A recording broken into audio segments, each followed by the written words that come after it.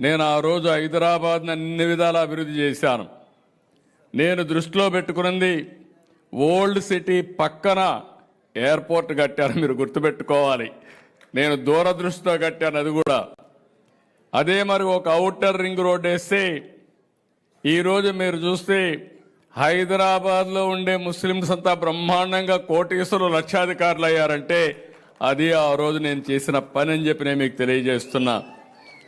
నేను ఎప్పుడూ ఒకటి చెప్పేవాడిని, హైదరాబాద్కి ఎవరు వచ్చినా నేరుగా పోయి ఓల్డ్ సిటీలో షాపింగ్ చేసే విధంగా పెరల్స్ని ప్రమోట్ చేసింది కూడా తెలుగుదేశం పార్టీ. హైదరాబాద్ బిర్యానీని కూడా ప్రమోట్ చేశాం. ప్రపంచం మొత్తం హైదరాబాద్ బిర్యానీ అంటే దానికి ఒక ఛామ్ క్రియేట్ చేసే పరిస్థితికి వచ్చామంటే, ఇంకొక పక్క ఆ రోజు ప్యాలెస్ ఉంటే, పలక్నమా ప్యాలెస్ ఉంటే నిజాం సంస్కృతిని కాపాడడానికి ఒక బ్రహ్మాండమైన హోటల్ పెట్టి దాన్ని కూడా పరిరక్షించామని చెప్పి కూడా నేను మీకు తెలియజేస్తాను. ఒకటి రెండు కాదు, నేను వారసత్వాన్ని కాపాడడం కోసం అన్ని విధాల ప్రయత్నం చేశాం.